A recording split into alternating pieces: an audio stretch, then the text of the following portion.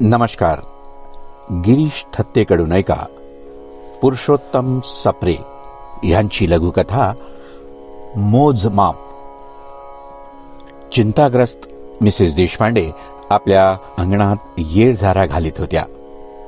शेजारच्या मिसेस गोखलेंनी विचारलं, काय मिसेस देशपांडे, बऱ्याच काळजीच दिसताय? हो ना, काय सांगू मिसेस गोखले, अहो नवरात्र सुरू आहे. उद्या अष्टमीला 9 कुमारिकांना जेवायला घालायचंय. मग अहो पूर्ण कॉलनीत फिरून आले, फक्त 6 मुली मिळाल्या. तुम्हाला माहितीच आहे ती फडकुलेबाई किती शहाणी आहे ते. आधीच सर्व मुलींना आमंत्रण देऊन आली.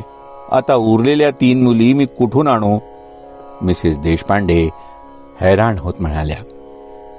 तेवढ्यात मिसेस देशपांडेंना फाटके मळके फ्रॉक घातलेल्या, वेणीफणी न केलेल्या, झिपऱ्या केसांच्या जणू कित्येक दिवसांच्या पारोशा 5 ते 8 वयोगटाच्या 3 मुली पाठीवर प्लास्टिकचे पोतडे टांगून रस्त्यावरचा कचरा वेचत घरासमोरून जाताना दिसल्या. त्यांना बघताच मिसेस देशपांडेचा चेहरा खुलला. त्यांनी जोरात मुलींना हाक मारली, ए पोरींनो, इकडे या. त्या तिघी जरा दबकतच त्यांच्या जवळ येऊन उभा राहिल्या. कुठे राहता? मिसेस देशपांडेंनी विचारलं. जी बाईसाहेब, ते सुधामानगर झोपडपट्टीतच राहतो. नाव काय तुझं?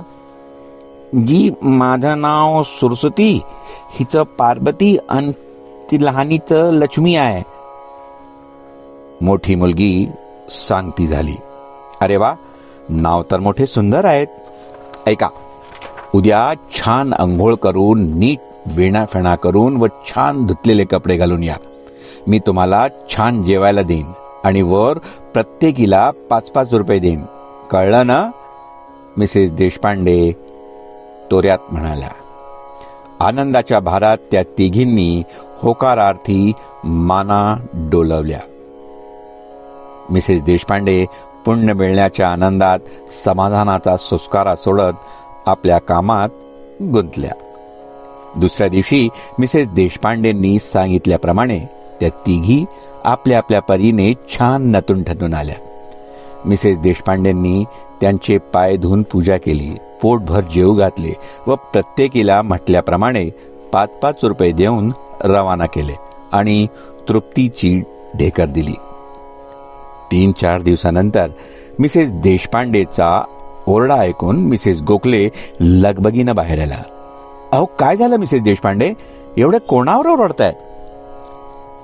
अंगणात त्या तिघी मुली मान खाली घालून उभ्या होत्या आणि पुढे पोत्यातून बाहेर प्लास्टिकचे तुटके फुटके तुकडे पसरलेले होते. अहो बघा तर या मेल्या चोरट्यांना. हे मुलाचे तुटके खेळणे मी भंगारवाल्याला द्यायला अंगणात ठेवले होते. या चुडेलनेंनी 2-4 दिवसापूर्वी जेवायला आल्या तेव्हा बघितले असतील. या चोरून नेत होत्या. काय बाई, भलाईचा जमानाच नाही राहिला. खरं तर अशा लोकांना पोलिसातच द्यायला पाहिजे. मिसेस गोखले त्यांच्याकडे आ वासून बघतच राहिल्या. धन्यवाद.